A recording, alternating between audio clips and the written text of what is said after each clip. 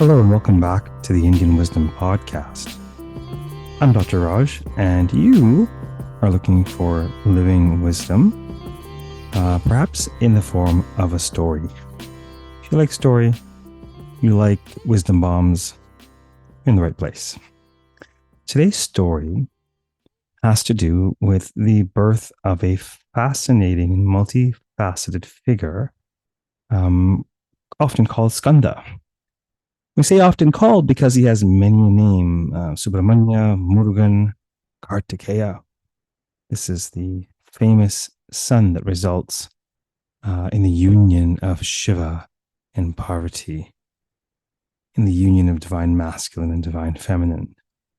There is extraordinary wisdom in this tale that has to do with tantric thought on the sacrality of communion between masculine and feminine, both with respect to the celestial cosmic level and also with respect to life on earth.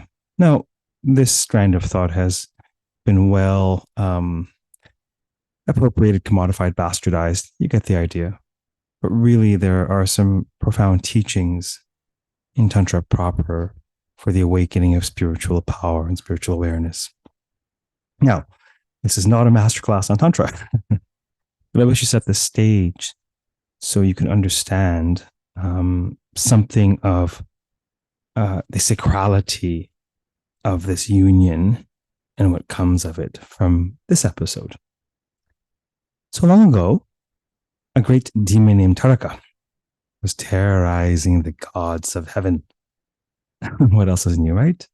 This is the Vedic layer of Indian myth, the ancient Indo-European motif of a thunderbolt-wielding deity atop a heavenly throne who's insecure because someone's always trying to steal that throne. Indra, of course, being cast out by various demons, and the motif goes that his power needs to be restored by a greater deity, one of the Puranic or great Hindu gods, Shiva, the goddess, Vishnu, etc., etc. So this demon Taraka is terrorizing Indra and the gods, and they're cast out of heaven. What does it mean for them to be cast out of heaven? Well, this is brilliantly metaphorical about the human condition, as far as I see it, anyhow. The question about the historical veracity of such stories is the wrong question. If we could be removed by modern myth-making, a la Tolkien, profoundly moved by such myth-making, the question of whether these events occurred on the earth plane or some celestial sphere or alternate universe, it's irrelevant. The question of the ways in which this narrative moves us, that which it teaches us, how it informs us about what it means to be human, what it tells us about self, about other, about life. This is the power of mythological narratives. And so you'll see parts of self dramatized through these various characters. Perhaps Indra is your ego self, looking to secure power. Yes? Anyhow, Indra and the gods are cast out, which represents a state of disorientation, a state of disempowerment. They've lost their sovereignty. Yes? And so they all hop into some sort of minivan, probably, and they drive over to Brahmaloka, to the Loka, the abode, the world, the realm of Brahma, the creator god, grandfather time, four-headed and bearded, sage-like and wise, but a little bit aloof. In that, well, he's done. He's created. The universe has been created. So he retires quite early. And he has a long retirement. But it's kind of pseudo-retirement because, he makes various appearances to grant boons because people do tapas, they do worship, they do penance, and then he has no choice because he's bound by the laws of karma, right? They've earned a blessing, and so a blessing must be given. And invariably, various Demonic forces will ask for immortality because, unlike the gods who have the elixir of life, the Amrita was procured by the churning of the ocean on behalf of the demons and the gods, but only the gods were able to partake, except the demon Rahu, but that's a different question. The demons in general are mortal and therefore vulnerable. And so they always try to find a loophole. They always worship Brahma along the lines of, hey, I want this boon. May I not be killed by day or night? Thinking, oh, it's not day, it's not night. I can't be killed by day. I can't be killed by night. I am de facto immortal. I might as well have had a drop of elixir myself, except there's always a loophole, a fail-safe against the demons having the upper hand, ultimately, which would create anarchy and chaos in the cosmos. And so someone will come along and kill him at twilight. Neither day nor night, you were killed at twilight. And so all of the gods of heaven in their little minivan approach this beautiful mansion belonging to Lord Brahma. And they're led in by the butler, and they're seen into his den. He's sort of hanging out. And I think he's sort of watching some Netflix specials on his iPad or something like that. He's really fascinated by these sort of creatives and creativity specials. And so he's doing his thing, and he greets Lord Indra, and Lord Indra greets him, and speaking on behalf of the entourage of gods. And Indra updates him on the situation that, hey, guess what, Grandpa? We've been cast out of heaven again, this time by Kārttikeya. You have to do something, Grandfather Brahma. Surely you must know how to stop him. Indeed I do, replied Lord Brahma, since it was none other than me who granted him invincibility. You what? Exclaimed Indra. You what? Why on earth would you grant a demon invincibility? It was you who made him so powerful. Why? Just tell me why. Well, it was me and it wasn't me. You see, we're all instruments. Will they teach you anything in school these days? There's some really cool online platforms like Yogic Studies and the Indian Wisdom School and the Oxford Center for Hindu Studies. You can go study with all kinds of people these days, you can learn about these things, very subtle concepts. It was me and it wasn't me. Let me explain. Do you think this universe of mind sustains itself through arbitrary randomness? No, it is governed by certain principles, by rules and laws. Just as gravity is an inviolable law in the physical world, so too is karma. The principle of karma, inviolable in the metaphysical realm. And karma is none other than action-reaction. As you act, so the residue of that action splashes back upon you. As you act, so you accrue either merit or demerit. As you sow, so shall you reap. This is the way of creation. Kārttikeya, unlike you, Indra, performed thousands of years of penance. And so he earned a boon. A boon was earned, and a boon must have been conferred. He earned it by virtue of this sacred karmic law.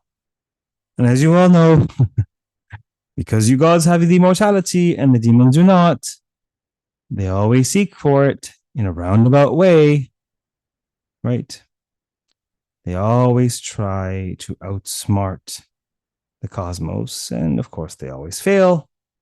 I can't give them immortality per se, but when I asked Kārttikeya what boon he wanted, he declared, I want to be invincible to all except for the child produced by Shiva's sacred seed. And so, tadastu, so be it. I declared, and by the power of my pronunciation, a boon was conferred upon his karmic field. I had no choice but to grant his boon. It was very clever, actually. Very, very clever boon indeed, I must say. I must give credit where credit is due. For the great yogi, the Adi yogi, the primordial yogi, never spills his sacred seed. The gods all gasp. Their predicament seemed all the worse. What? You seem to be like taking delight in this, Lord Brahma. Like, what are we supposed to do? delight. There's no delight. There's no non-delight. All is as it needs to be. You see, this is no time for philosophy. We need some practical strategy. So you want to go start running around without lighting a lantern? You need illumination before you disembark. Philosophy is the root of proper strategy. Have you learned nothing from the Indian Wisdom podcast, whose very first episode teaches you that Ganesha is Lord of Beginnings because he's Lord of Wisdom. And when wisdom is present at the outset, the endeavor is successful. Right? Okay, fine. So then what are we supposed to do? Well, is this thing on? Hello, testing 1, 2, 3. 3, 2, 1. Only a child spawned by Shiva's seed can destroy Taraka. Isn't it obvious what must be done? How are we possibly going to spawn a child with Shiva's seed? Just devise a plan. Have you no creativity at all? Are you all black and white thinkers? Are you all hopeful accountants? Do you not understand the power of creativity to bring into existence what wasn't there before, but it was there in potentia? I should do a workshop for you gods on the power of creativity. I have to think dynamically. Use your right brain every once in a while, kids. Find a creative solution. You're much more than mere puppets in this creation of mine. I've explained the principles at play, so go ahead and sort it out as you will. By the power of your will, Icha Shakti. Figure something out. No, please. All the best. Bye for now. Love you lots. Have to return to my Netflix series. It's a docu-series on creatives. And so, ciao for now. Okay. Send me an email or something when this whole mess is over and tell me how it got resolved. Okay. And so the comments all left the den of the Pitamaha, the great-grandfather, Brahma. And they all hopped in their minivan and sort of found a local cafe, and they all met, and they all sort of huddled over some chai, and they devised a plan. They collectively came up with a strategy. Although Shiva was a celibate ascetic, and they all understood the power of seminal retention and the sacred power, the spiritual power that is part and parcel of one seed. It is, after all, that which, when coupled with an ovum, literally calls forth life in this realm. So this is extraordinary. This is both terrestrial and celestial. A soul is part and parcel of the body, which is generated by the union of masculine and feminine in the physical sense. And so Shiva is more than just a mere mortal or a man. Shiva is emblematic of the divine masculine. And masculine and feminine are these two polarities, which operate in different ways, but are ultimately complementary. There's no shortage of tales in ancient India that entail a great deal of gender bending and shades of gray. There is the wisdom, even in Sanskrit grammar, to have a masculine case, a feminine case, feminine nouns, masculine nouns, and a neuter case, neither feminine nor masculine. Brilliant. But nevertheless, there is a great, just as there's dawn and dusk, there is a fair bit of utility in terms of thinking of life as comprised of day and night. So shades of gray notwithstanding, the interplay between masculine and feminine is significant. Okay. Shiva understood the power of seminal retention. And so as a yogi, he was practicing brahmacharya. Brahmacharya is often translated as celibacy, although celibacy connotes in English not dating. I've been celibate for 3 years, bro. Wow. You've been holding your seat for no. I can't even go 3 days. Oh, you mean you've been single? Okay. Perhaps a better word in English is chastity, right? The purification of one's libidinal urges. Um, Really, there's sublimation in a sense, the sublimation of libidinal urges from more material to more spiritual processing, right? And so he was a great ascetic, a great yogi. And so he never spilled a seed. That was part of how he garnered his spiritual power. Okay. The gods are well aware of this. The gods are also well aware of the divine interplay, the circuitry between masculine and feminine.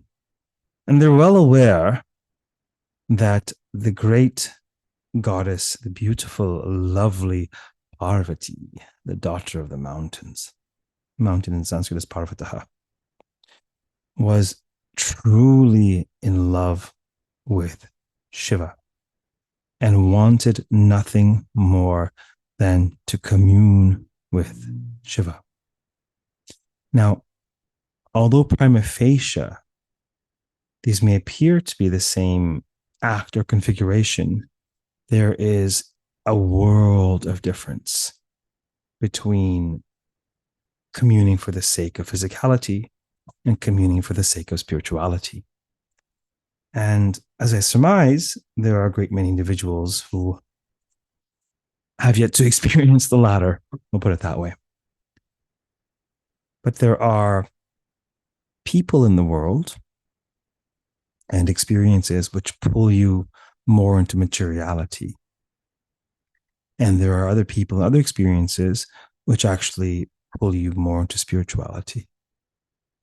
And the experience of love is profoundly spiritual insofar as it entails the suspension or sublimation or purification of ego.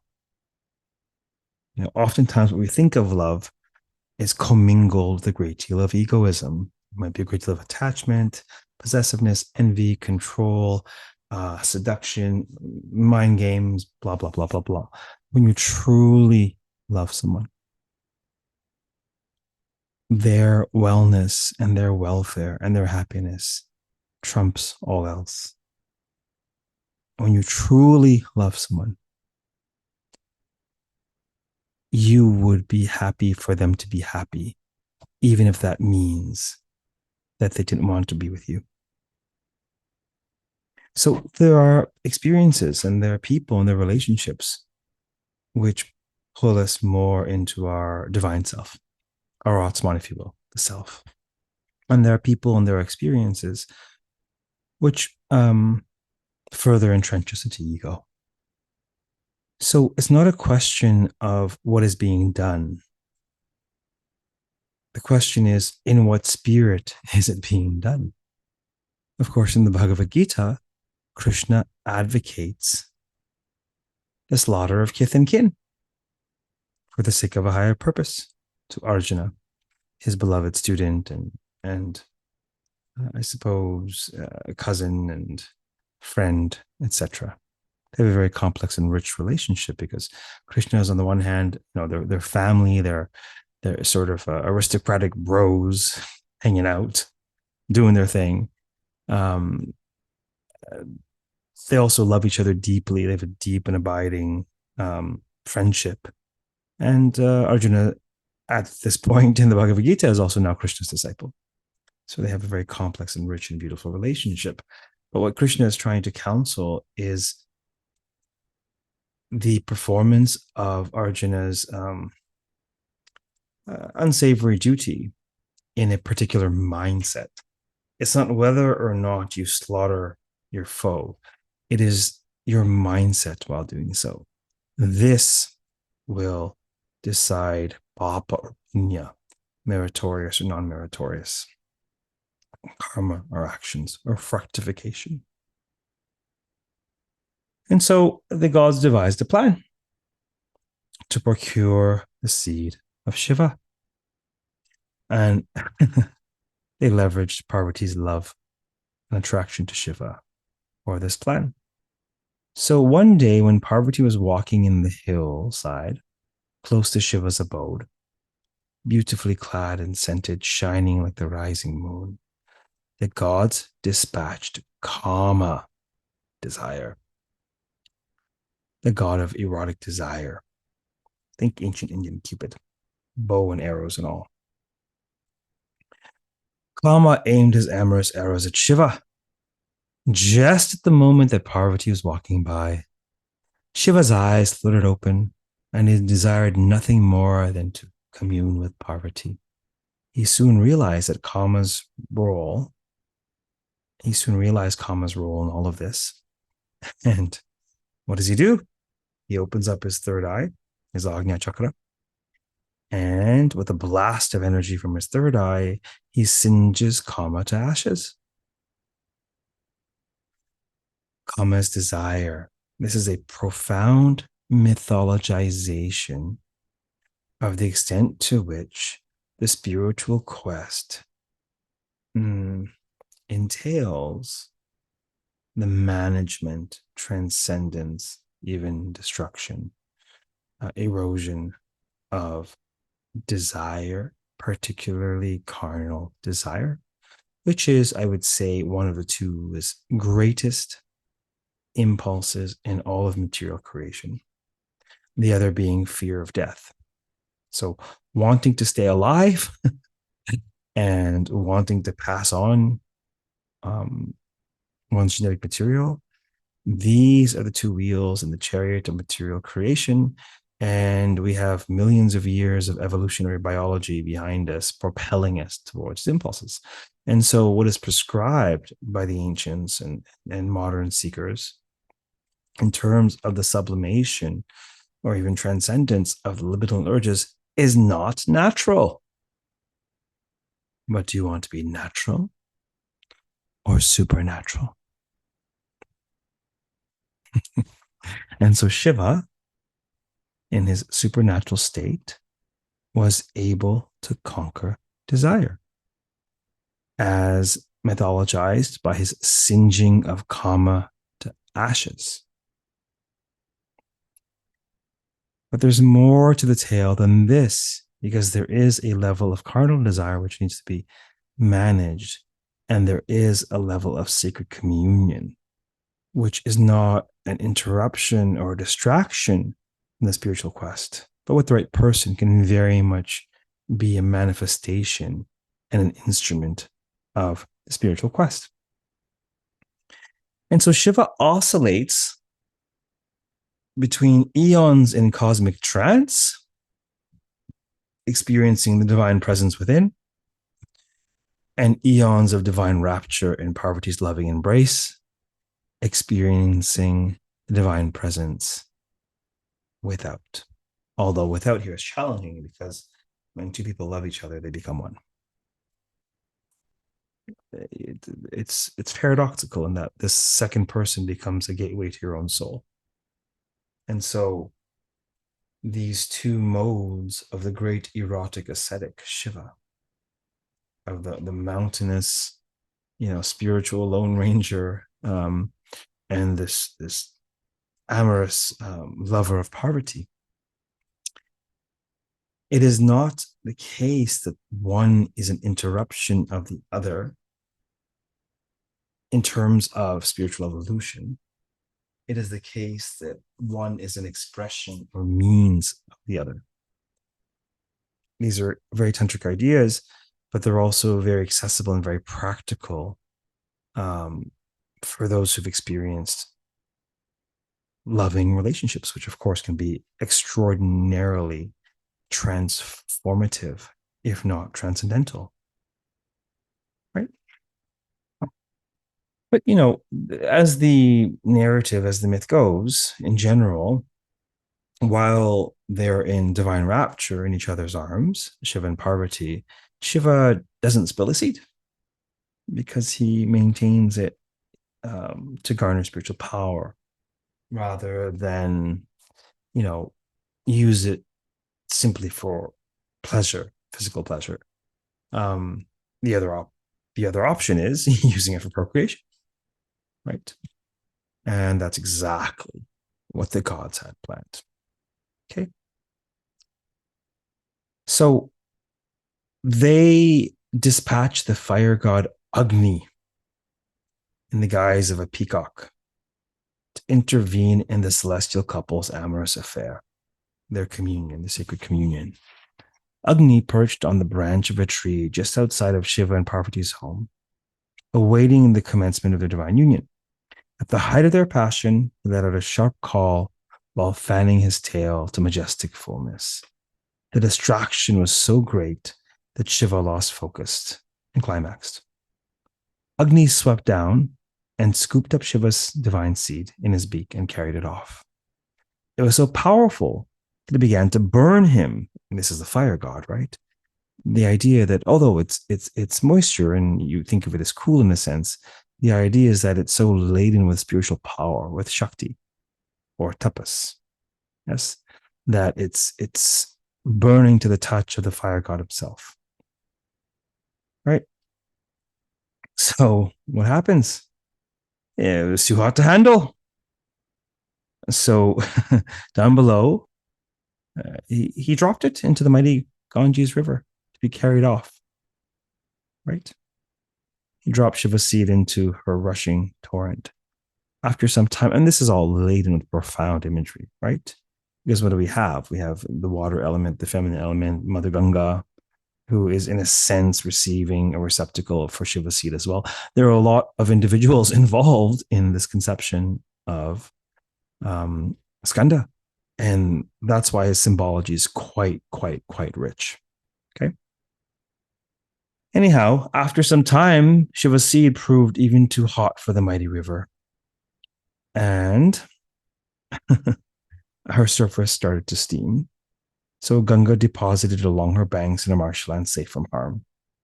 As soon as Shiva's seed met the earth, a radiant child was spawned.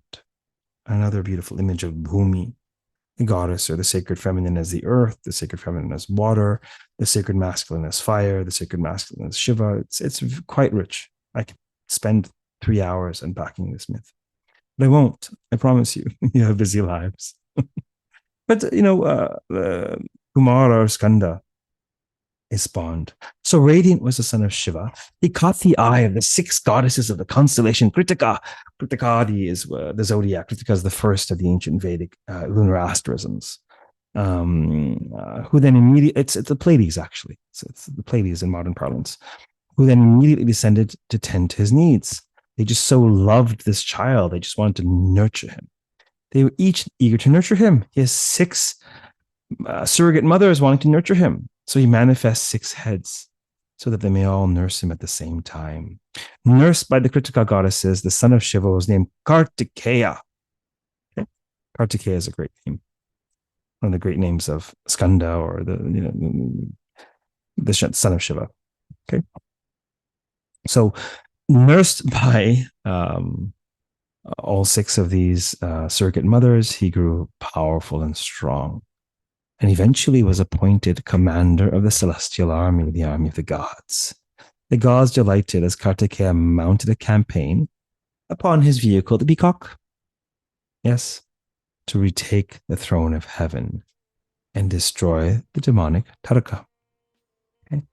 This is a beautiful and powerful homage to the union of sacred masculine and feminine, the sacrality and sublimation of seed, and also an homage to the complexity and beauty and dynamism of the spawn of Shiva and Shakti. I hope this has given you some food for thought in terms of these principles, in terms of alchemy, in terms of relationships, etc., etc., etc. I hope you've enjoyed this tale a fraction as much as its teller has enjoyed sharing it with you, and I hope that you remain well. Until next time, feel free to reach out if I may be of service to you in any way, rajbalkaran.com or indianwisdomschool.com. And keep listening and keep contemplating the power of living wisdom. Namaste.